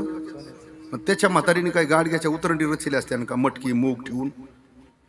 नाही बुवा, एवढं मोठं ज्याचं होतं, कुटी घरे जेथे काशानी तांब्याची, शुद्ध कांचनाची सप्तकोटी, 7 कोटी घरं ज्याची सोन्याची होती, त्याच्याबरोबर कवडी गेली नाही. आपलं 7-8 तोळ्याचं कुठं दुकान लाविता? 7 कोटी घरं ज्याची सोन्याची, तुकोबाराय म्हणतात सांगा ते कवडी गेली नाही, त्याच्याबरोबर कवडी गेली नाही. आपलं 10-20 तोळ्याचं कुठं लावता? म्हणजे कुठं त्याची MIDC, कुठं आपली पानाची टपरी, कुठं त्याची 7 कोटी घरं, कुठं आपलं 7-8 तोळं. हा लागतो हिशोब. याचा अर्थ वर न्यायची व्यवस्था नाही, देहावर आपली सत्ता नाही, देह संबंधी जे जे काही ज्याला आपण माझं म्हणतो त्याच्यावर आपली सत्ता नाही, धनावर सत्ता नाही. महाराज म्हणतात तेथे मनुष्याचे काय आहे? इथं आपली कशावर सत्ता नाही, देहावर नाही, धनावर नाही, तेथे मनुष्याचे काय आहे?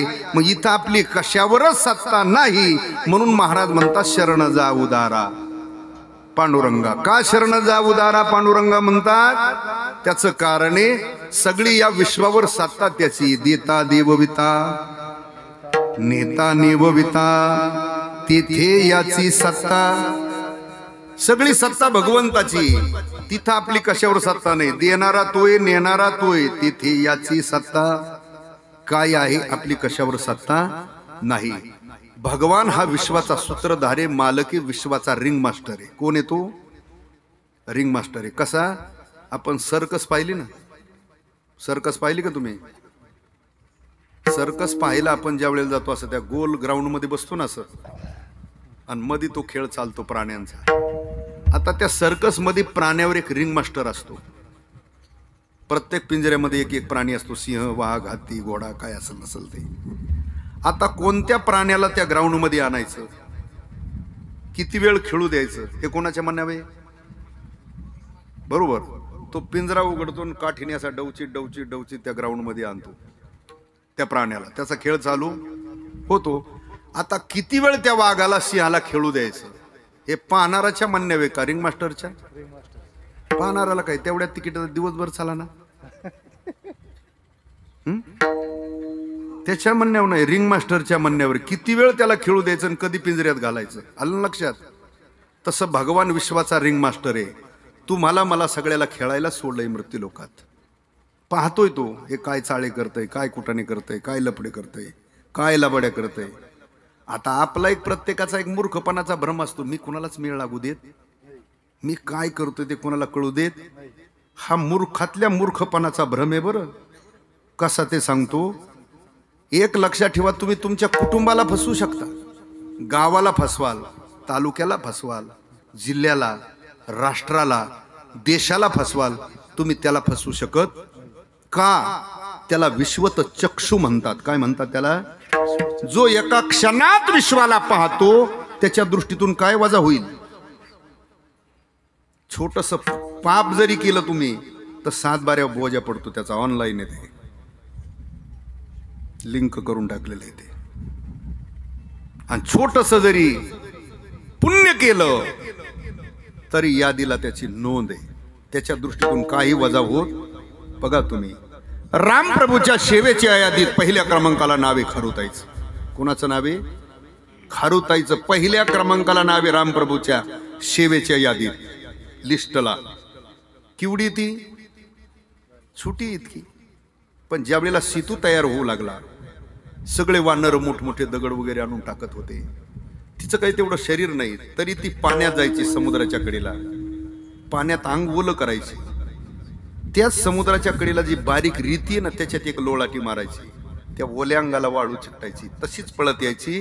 आणि सेतूवर आल्यानंतर अंग झटकायची, पुन्हा जायचं, अंग ओलं करायचं, वाळूत एक लोळाटी मारायची, चिकटलेली वाळू घेऊन यायची. सेतूवर आल्यानंतर झटकायची. किती प्रत्येक ट्रिपला काय 1.5 ब्रास येत होती काय वाळू? अहो एवढी वाळू चिकटून येत होती अंगाला.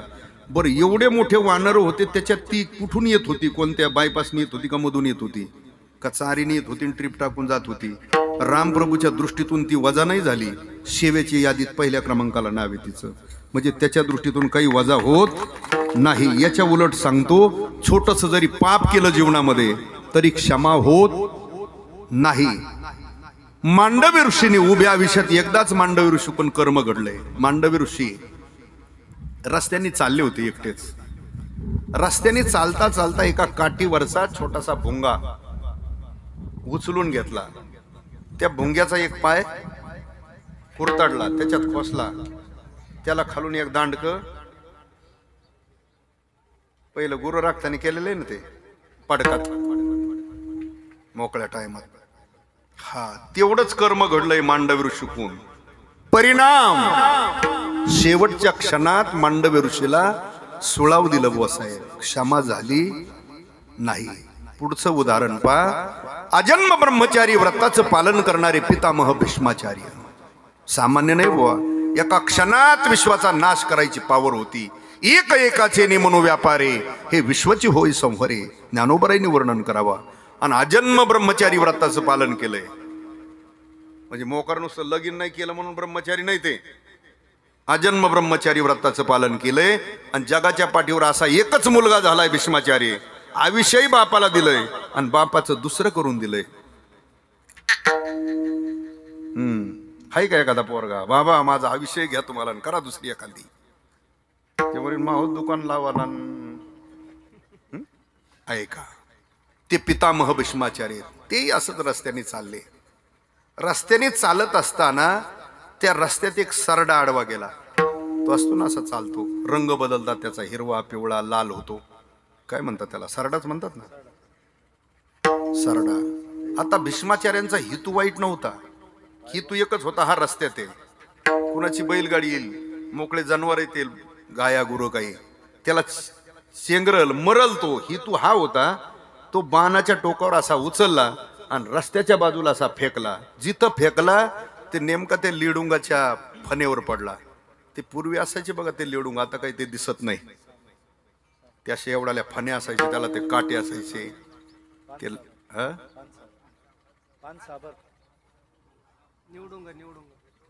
तेच ते बोली भाषा थोडासा बदल आहे, पण त्याला लिडुंगच म्हणतात. तुमच्याकडे म्हणतात त्याला काय, पान साबर. आता तुमचा भागच थोडा वेगळा असल्यामुळे बरेच शब्द तुमच्याकडे जे आलेले आहेत ना ते मराठी साहित्यातच नाहीत. तुम्हीच कुठून जमा केलेले, मलाच काय ते सापडत नाही. बरेच शब्द आहे तुमचा. निफाड, येवल्याचा काही भाग, चांदवडचा काही भाग, दिंडोरीचा काही भाग आहे. ते काही शब्द आहेत तुमच्याकडं, ते मराठी साहित्यात नाही. तुम्हाला कुठं सापडले का तुमचं वेगळं साहित्य हे मलाच काही मेळ लागत नाही. आता बऱ्याच वर्ष झालं, मला 15, 17, 18 वर्ष झाले या भागात येतो मी. आता तुमच्याकडे आपल्याकडे पीक आहे बुवा शेतातलं, त्याच्यात गवत झालंय, माणसं लावले ते गवत काढायला, त्याला तुमच्याकडं निंदणी म्हणतात. निंदायचं म्हणतात ना, बायात निंदायला, कांदे निंदायला, आमक मिरच्यात निंदायला बाया. निंद शब्द हा मराठी साहित्यात नाही, खुरपणी शब्द आहे. आणि जर तुमचा निंदीच खरा असता तर गाठ्यात सुद्धा महाराजांनी तसंच घेतलं असतं. माळ्या सावत्यास निंदू लागे, माळ्या सावत्यास, जे अर्थी माळ्या सावत्यास खुरपू लागे, खुरपणं खरं हे निंद बोगशी. आमच्याकडे नाही म्हणत निंदायचं, आमच्याकडे डायरेक्ट म्हणणार बायात खुरपायला, असंच म्हणणार. हे निंद तुम्ही आणलंय म्हणजे तुम्हाला सापडला तो शब्द. हे पान साबर तुम्हीच आणलं. तुमच्याकडे ते आपल्या वडिलाची जी बहीण आहे, वडिलाची जी बहीण आहे तिलाही ते दुसरंच काहीतरी म्हणतात. फुई, फुई, फुई नाही मराठी साहित्यात, फुई नाही. पुराण पाठरा आत्या शब्द आहे, मावळण शब्द आलेला आहे. वडिलाच्या बहिणीला मावळण म्हणतात किंवा आत्या म्हणतात. पण ही तुम्हाला 4-5 तालुक्यालाच ही फुई कुठं सापडली काय माहिती. ही फुई फी काय नाही, हे मराठी साहित्यातच नाही. ती तुम्ही सापडेल नाही तर जा महाराष्ट्रात कुठं दुसऱ्या जिल्ह्यात म्हणा ही फुई. फुई म्हणते नाही याडगाडीत काय, फुई काय काढली, आत्या म्हणा, मावळण म्हणा, फुई बहीण, फुई भाऊ, असं हे तुम्हाला कुठं शब्द सापडलेत का तुमचं वाङ्मय सेपरेट आहे मला काय माहित नाही. बरेच अजून शब्द आहेत, आता ते सांगत बसायला वेळ नाही. मी ऐकलेले फक्त फुई अमकं तमकं, ते तुमचं पान साबर म्हणतात ना, त्याला खरा सुद्धा शब्द आहे लिडुंग. काय शब्द आहे, ते असे फणी असते, त्याला त्या काटे असतात, एवढ्याला ते लाल फळं येतात बघा, त्यालाही बारकी लस असते. ती बारीक म्हणजे आम्ही 4थी 5वीला होतो तेव्हा ते असायचे, गावठाणात असायचे. मग ते तरवडाचा पाला घ्यायचा, असे झटकून झटकून ते मग ते खायचे, मग ते होड भरायचं, सगळं अंग भरायचं, पण बरं वाटायचं ते. आता ते राहिलं. चला त्या लिडुंगाच्या फणीव फेकलं. याच्या करता मी सांगतोय, त्या सरड्याच्या अंगात सगळे घुसले. काय काटे घुसले. तेवढंच कर्म घडलंय. कुणाकडून? बरं, फेकलंय म्हणजे जाणीवपूर्वक. तेवढंच कर्म घडलंय उभ्या आयुष्यात. परिणाम, पितामह भीष्माचार्यांना शेवटच्या क्षणात 6 महिने जे पडून राहावं लागलं, ते दिवाणवर, बाजावर, खाटावर नव्हतं टाकलं. खारून वरून सगळ्या अंगात घुसलेले बाण होते. खालूनही बाण आहे, साईडनी बाण, वरून बाणच होते. त्या बाणाच्या शयेवर राहावं लागलं. किती महिने? 6 महिने राहावं लागलंय. तेवढं कर्म घडलं. ते हातानेच कोंबडी पिरगळतो. त्याच्या काय बापाने विमान ठेवलंय रे भोसडीच्या. विढाला विढाला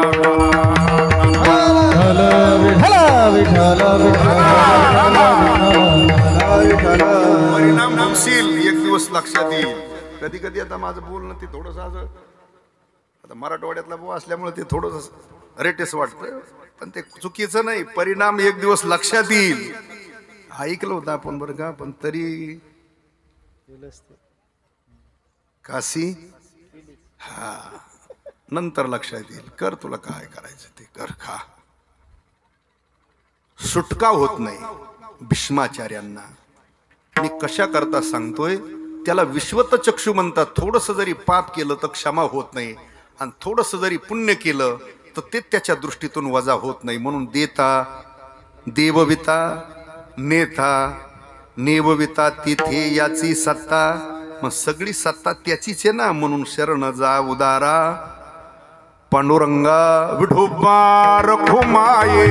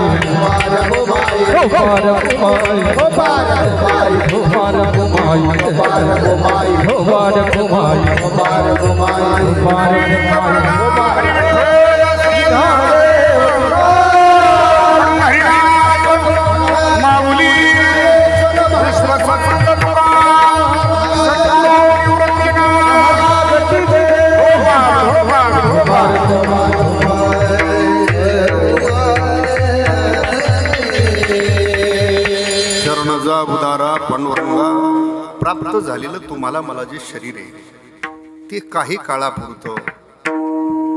तसं वेदांत शास्त्राच्या दृष्टीने तसा देह खरा नाही. आधी देह काय खरा, देह संबंधी पसारा बुजगावणे चोरा रक्षणायचे भासतसे, तसा देहच खरा नाही. पण प्राप्त झालेलं व्यावहारिक दृष्टीने जे शरीर आहे, जोपर्यंत शरीर हयाते ताब्याते, जोपर्यंत शरीर सुदृढ आहे, तोपर्यंत आपल्या उद्धाराचं, परमार्थाचं, जन्म मरणाच्या निवृत्तीचं साधन करा. देह प्राप्त होऊनही परमार्थातलं कर्म केलं नाही, उद्धाराचं साधन केलं नाही, तर महाराज म्हणतात प्राप्त झालेलं शरीर असून सुद्धा निमित्ताचा धनी केला असे प्राणी. तुका म्हणे मनोनी व्यर्थ गेला, किंवा काही ठिकाणी पाठ आला वाया गेला. देह हे काळाचे धन कुबेराचे, तेथे मनुष्याचे काय आहे ज्ञानेश्वर.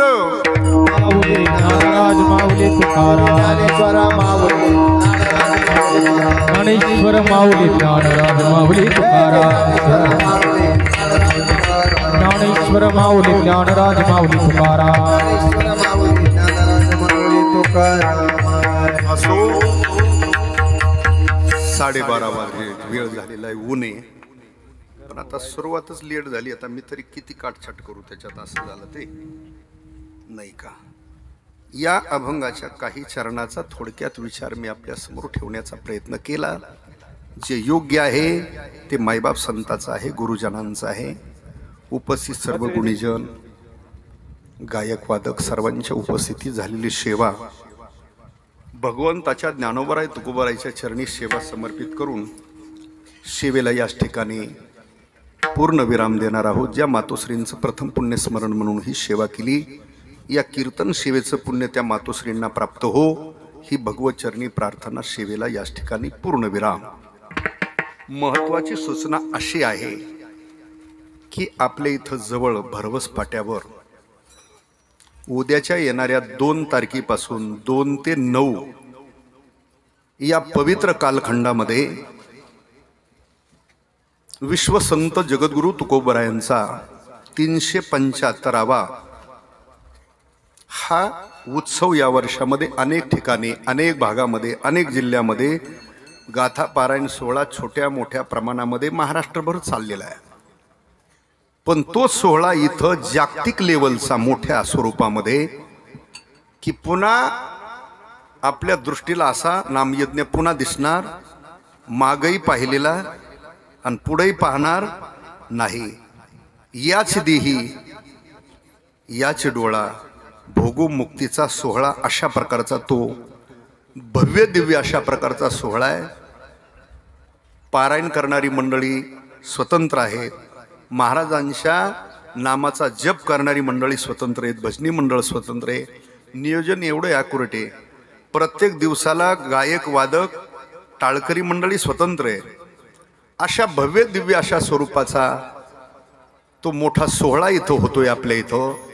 आणि त्या सोहळ्याचे आपण साक्षीदार व्हावा म्हणण्यापेक्षा आपण त्याचे भागीदार झाले पाहिजे. आलं लक्षात. मग आपल्याला जी जी सेवा करता येईल प्रत्येकाला ती प्रत्येकाने करा. ज्याला पारायणाचं शक्य आहे त्यांनी पारायण करा. ज्याला पारायण शक्य होत नाही त्यांनी नामजप करा. ज्याला नामजप शक्य नाही, जो गाणार आहे वाजवणार आहे त्यांनी टाळ घेऊन सेवा करा. ती सेवाच आहे. टाळ घेऊन साथ केली ती सेवाच आहे. पारायण केलं ती, जप केला ती, तिथं झाडलोट केली ती, तिथं वाढू लागण्याचं काम केलं ती, तिथं आर्थिक सहाय्य केलं ती, आणि तिथं अन्नदान केलं ती. मग एवढ्यापैकी आपल्याला जी शक्य होईल ती करा. एवढ्यापैकी जी शक्य होईल ती करा. आणि याच्यातून काहीच होत नसलं तर मग तुला माणूस म्हणावा का, अशी अडचण आहे. पुन्हा ज्याला वाटतं ना आपण माणूस आहेत, आपल्याला नरदेह प्राप्त झालेलं आहे, त्यांनी या सोहळ्यामध्ये आपलं कुठलं ना कुठलं तरी एक प्रकारचं योगदान कमीत कमी दिलं. आता सगळ्याच कार्यक्रमाला त्याला शक्य नाही ना व्हायचं. काकड्याला आहे, हजारी दिवसभर पारायणाला आहे, पुन्हा संत चरित्र ऐकायला आहे, पुन्हा हरिपाठाला, कीर्तनाला, असं सगळ्याला शक्य होणार नाही. पण आपल्याला जी जी शक्य होईल त्याच्यातली सेवा. आणि ठीक आहे, यावर्षी थोडंसं पाणी कमीच आहे, या भागातही कमीच आहे ना पाणी, थोडे कामधंदाही आटोपलेले आहेत. आणि हा 8 दिवसाचा सोहळा आहे. होऊन गेल्यानंतर पुन्हा काय आहे तोपर्यंत. बरं, पुन्हा कधी या भागात कुठं झाला आणखी कोणी केला कोण्या महाराजांनी काही, पण त्यावेळेला आपण असूच असं, किंवा त्यावेळेला आपल्याला वेळ भेटलच असं नाही, किंवा जाण्यासारखी आपण राहूच असंही नाही. पण आतापर्यंत वाचून आलो येथवरी, आता उरले ते हरी तुम्हा समर्पण. भव्य दिव्य अशा प्रमाणामध्ये आमचे परमार्थ प्रेमी छोटे माऊलींनी ती, मला वाटतं 1 वर्षापासून त्या प्रयत्नात आहेत, ते 8 तासात आहेत. एवढा सायास केला त्यांनी. प्रत्येक गावागावात जाऊन वारकरी मंडळीला, प्रत्येक क्षेत्रातले, राजकीय क्षेत्रातले असतील, अन्य क्षेत्रातल्या माणसाला प्रत्येकाला भेटून, आणि ते एवढं एकत्र येऊन करणं तसं एवढंही सोपं. पण चला, मला वाटतं तुकोबरायचीच इच्छा असेल की या ठिकाणी ते कार्य घडून घ्यायचं, अशी तुकोबरायचीच इच्छा असेल. कारण ते एवढं सहज घडत. आपला गावचा सप्ताह असतो किती 2-3 लाखात नदीला पाणी जातं त्याच्यात किती वाडावडी असती. हां, काही काय म्हणते त्यांनीच कसं काय तारखा भरल्या, मग ती गायकच नव्हते सांगायचे, यांनी काय झालं सांगितले, हां त्याला काय पंगत दिली, आमची होती ती पण दुसऱ्या दिवसाची. इथून 12 लढे असते ते. पण त्याच्यातून गावचं करायला एवढं. आता हे 6 तालुके मिळून पुन्हा कोपर गाव आहे त्याच्यात, आहे ना. मग आता त्याच्यात आणखी थोडंफार असतात ना, कुणाला कशाचा गुस्सा येईल सांगता येत. बरं, महाराजाचे काही सगळेच ओळखीचे नसतात. महाराज आल्यावर त्यालाच बोलले, आम्हाला तर काहीच विचार नाही, मग पग म्हणा येऊन तूच असले काही खुडील असतात. अरे बाबा, तुझा परिचय नसन किंवा तू तिथलाच आहे, याच भागातला हे माहीतही नसन कदाचित, ते कमी अधिक, पण ते सगळ्यांनी समजून घेतलं पाहिजे. प्रत्येकाचा हेतू एकच पाहिजे की ते कार्य ते माझंच आहे, माझं आहे असं म्हणून आपण तिथं 8 दिवस प्रत्येकाने योगदान दिलं पाहिजे. अशी तुम्हाला हात जोडून एक कळकळीची विनंती करतो. हा आनंद पुन्हा उपभोगता येणार. आणि करा ना पारायण. आता बरीच आपल्यातली माणसं आहेत, त्यांनी कधीच गाथा पारायण केलं. चला त्या निमित्ताने घडण ना ते. महाराजांचा गाथा म्हणजे 5वा वेद आहे. आणि एक लक्षात ठेवा, तुम्हाला आणखी त्याचं महत्व सांगतो. ज्याला जगद्गुरु तुकोबराईच्या गाथ्याचं पारायण घडलं त्याला वेदाचं पारायण घडलंच, शंकाच नाही.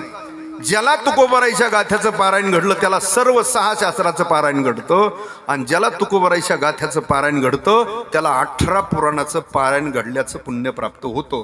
म्हणजे 4 वेद, 6 शास्त्रांनी 18 पुराणं याचं एकत्र पारायण केलं, जे पुण्य मिळतं ते तुकोबराईचा नुसता गाथा वाचला तर या सगळ्या ग्रंथाचं पारायण केल्याचं पुण्य प्राप्त होतं. हा सिद्धांत आहे. कारण शास्त्र गाथा आहे, वेद गाथा आहे आणि पुराणही गाथा आहे तुकोबराईचा. म्हणून ज्याला शक्य होईल तेवढ्या माणसांनी पारायण करायचे. त्या कोणावर उपकार म्हणून करायचं नाही, ते आपल्या उद्धारासाठी करायचं. तिथं सेवा करायची ती सुद्धा आपल्या उद्धारासाठी करायची.